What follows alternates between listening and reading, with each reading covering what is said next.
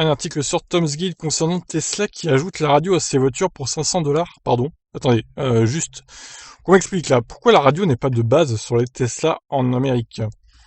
Bon, on va peut-être le découvrir dans l'article, parce que là, ça me paraît étonnant. Alors qu'il est normal de pouvoir écouter la radio dans une voiture thermique classique, ce n'est pas forcément le cas sur une Tesla. Les véhicules n'avaient plus accès aux radios FM, AM et Sirius XM depuis quelques temps maintenant.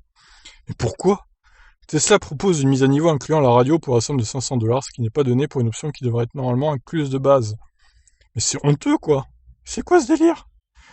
Donc Electrek rapporte qu'il a été contacté par un lecteur qui a confirmé que la mise à niveau de l'infodivertissement à l'intérieur de certaines voitures Tesla offrira une mise à niveau optionnelle de la radio à partir du 4e trimestre 2020. Tesla aurait de son côté confirmé que la mise à niveau de la radio elle-même coûtera $500, plus les taxes applicables.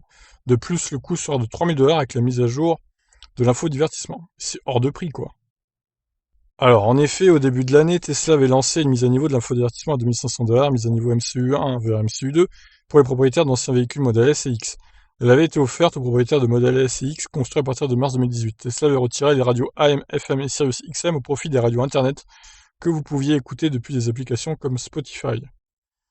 Alors ça, je comprends pas. C'est vraiment une économie de bout de chandelle, hein, parce que je suis pas sûr qu'une antenne FM ou AM, ça soit très cher à installer sur la voiture, hein, quand même. Hein.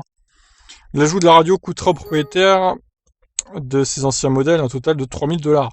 La mise à jour permet d'activer des fonctions comme le Tesla Theater en accent franchouillard, qui permet la diffusion de vidéos streaming sur YouTube, Hulu, Netflix et Twitch.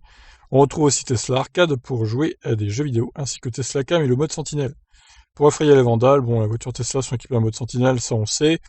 La mise à jour permet également de profiter d'un écran tactile plus réactif, de meilleures performances globales et d'une visualisation de conduite améliorée si les propriétaires disposent de l'ordinateur de conduite autonome Tesla avec le pack FSD. Ok, bon, alors je suis quand même, je vous avoue, un peu surpris par la radio là. Pour le coup, c'est un peu honteux quand même de faire payer 500 balles pour remettre la radio. Je vous avoue que je suis un peu surpris, dans le mauvais sens du terme. Alors je ne sais pas si la même chose est sur les vieilles modèles S et X en France, par exemple, ou en Europe.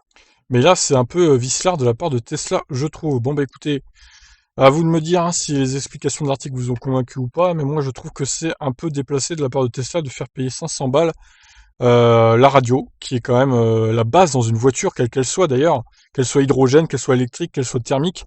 Pour moi, la radio, c'est la base de la voiture. Bon, même si je l'écoute pas beaucoup, j'ai surtout une clé USB avec la même musique dessus. Mais bon, des fois, si tu veux avoir l'actu sur l'autoroute, par exemple, ou l'actu globale, en ces temps de coronavirus, c'est quand même utile d'avoir la radio, France Info, etc.